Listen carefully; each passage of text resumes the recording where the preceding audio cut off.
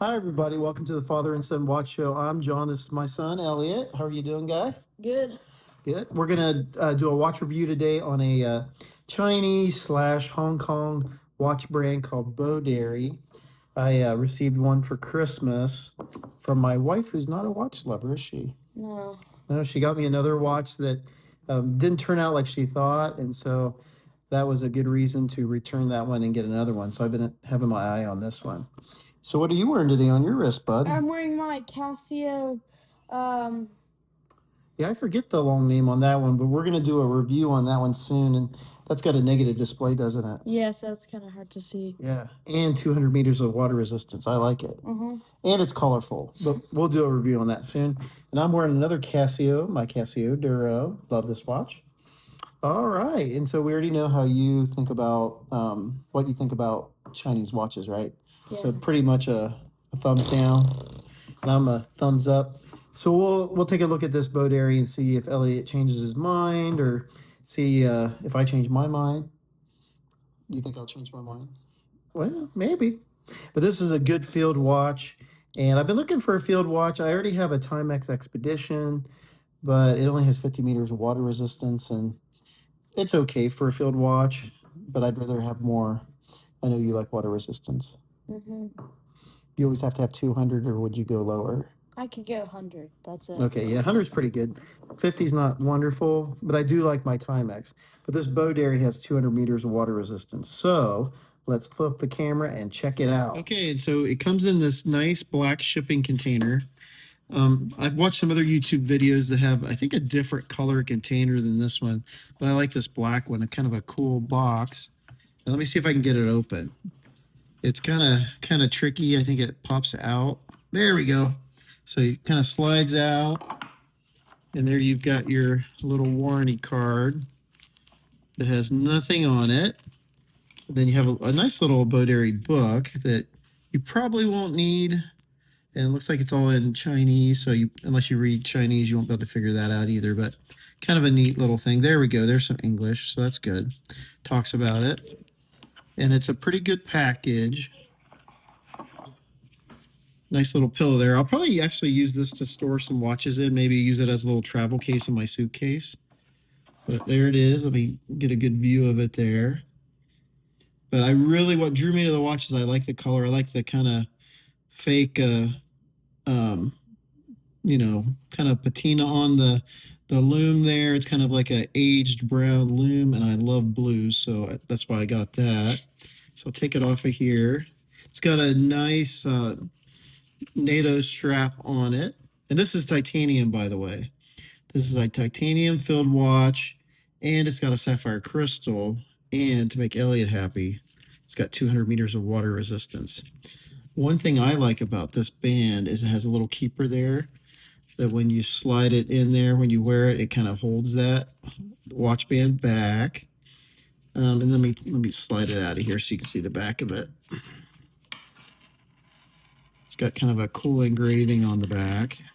I don't know if you've seen the engraving, have you, Elliott? Okay. Well, that keeper's keeping it on there. So anyway, so there's like a little ship's wheel. It's got some details on it too. So what do you think of the ship's wheel? That's kind of cool, but it's a little too much. They should put their logo on the back. Yeah, I like it, except for it makes it seem more like a diver than a field watch. But it is kind of neat. But the other thing I like about this watch is it has removable spring bars, and that way I can put some different straps on it. But yeah, I really like it. It is pretty light.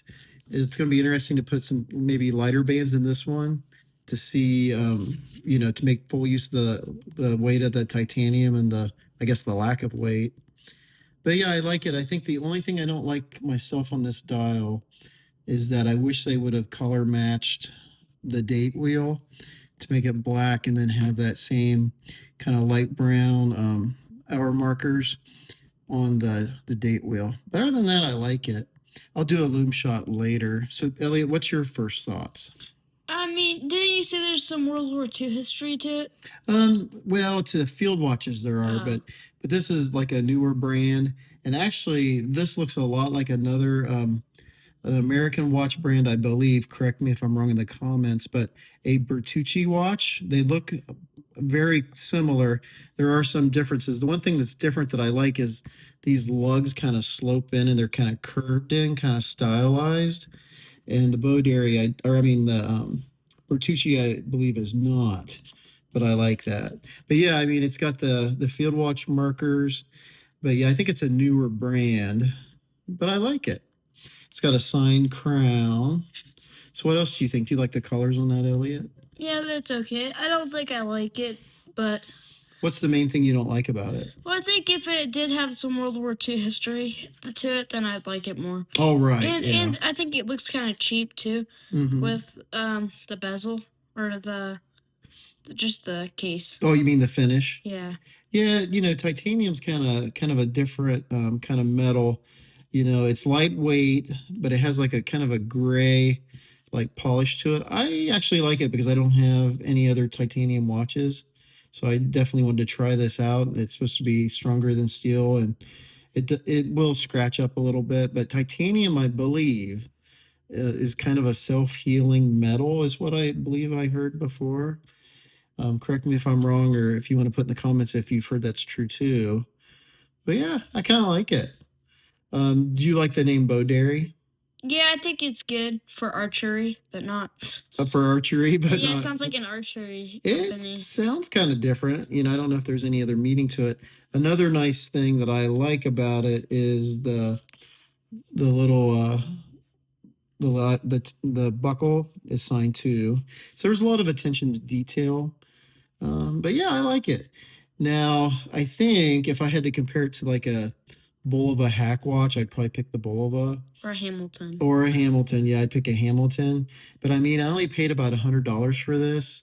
And for $100, getting a titanium watch with a sapphire crystal, 200 meters of water resistance, that's pretty darn good. And then, it's like a lot of watches. Yeah, oh, and actually, the other thing that's nice too is it's got a screw down crown. So unscrew that, and then the case back is screwed down too. That's why it has the 200 meters of water resistance. But you just pull it out once, and then you can adjust the date. Let's see, there we go. And the date will turn over, and then pull it out all the way, and then you can change the time. So yeah, it's kind of nice that you have that reassurance of the screw down crown. So you get a lot for your money. And I really like it. So far, I've wore it since Christmas. And I'm pretty happy with it. The one thing I am a little disappointed, and I'll talk more about later, is the Loom. So, Elliott, what's your final thoughts? Would you buy it or not? No, I'd way rather buy like a G-Shock or something. Okay, yeah, for $100, you could get a nice G-Shock. I would buy it again. I do like it. There's some other alternatives, but with these specs, that's pretty good. And so far the quality's been great. All right. Okay, here's the Loom on the watch. As you can see, I just fired it up with the UV light. It looks pretty good right now, and it does last for a little bit. But I've noticed, like within an hour or two, the hands are kind of visible, but the numbers aren't. So the Loom's okay. It's not wonderful. It's not as good as a Seiko, but not bad. And, I haven't wore it all day out in the sun, so I'm kind of curious to see if I wore it all day in the evening, what that Loom would look like. So, but there you go. Here is the Boderry Voyager on the Amazon website. And you can scroll through the pictures there, some good shots of everything. And there is the case back with the ship's wheel engraving. One error I noticed that I made in a couple parts of this video is I thought it was 200 meters of water resistance, but it's only 100, which, by my standards is fine. And even Elliott, 100 is pretty good, especially for a field watch. 100 is great for that. And then you can scroll through. There's a bunch of different color options. The one that I have is the Vintage Noir. $99. This is on Amazon. And then here's the measurements and details. Country of origins, China. I do believe that Boderry is based in Hong Kong. When I was doing some research, Seiko NH35, sandblasted titanium case. It has hacking and hand winding. There's a 100-meter water resistant sapphire crystal. And they listed on Amazon as the C1 Super Luminova. And then it's a nylon strap, and then 22 millimeters for the lugs.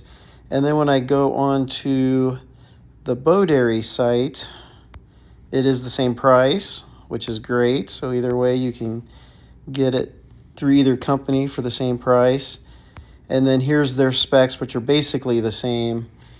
But it does say down on the Loom down here, it says Luminous Swiss Super Luminova C3. So I'm not sure if that's a typo, which loom they're really using. So that would be a good follow-up with Boderry just to see if Amazon has the same batch of watches, if they've changed it or updated it. At this point, I'm really not sure. Okay, well, there you have it, the Boderry Voyager. You know, like I said, I like it. Gets a thumbs up for me. I definitely would buy it again if you're looking for a affordable field watch with good specs. Boderry is your pick. They do have some other color options too. This one is called, I think, a Noir is the colorway on this one. But yeah, pretty good watch. I've been wearing it a lot. Really, really like it. So Elliott, what is it? Thumbs up, thumbs down. Okay. What's your main drawback? That it has, like, I mean, the only reason I'd probably ever get a field watch is because, like, it has some historical significance to it. Mm-hmm. Like, I like the World War II watches. Yep, and you know, I agree with you, Elliott. That's the one drawback for me on this is I wish the company had more history or, you know, some tie to a battle or, you know, history of a war or something like that for inspiration, where other watch brands, like we mentioned, do. But for a highly spec'd field watch, I like it. And then anything else you don't like about it? No, I think I like everything else, except the finishing. Yeah, except for you'd rather have stainless steel, right? Yeah. Okay. I get you. Titanium's not for everybody. The other thing I didn't like, and have you seen the Loom yet? Yeah. What did you think about the Loom? It's not very good. No, it's not very good. And I believe that on some of their newer models, it might have the Swiss Supernova, the C3, I think it is. This one might be an older one that I got on Amazon that has the C1. The C1's not that good. I mean, it'll stay lit up for a while and looks nice, and then it fades really quick. So maybe you'll end up getting one. If you do, make sure it is the Super Luminova C3. All right, well, there you have it. Everybody take care. God bless. Remember to like and subscribe. God bless and keep on ticking. See you next video. Here's a blooper for you. Hi, everybody. Welcome to the Father and what?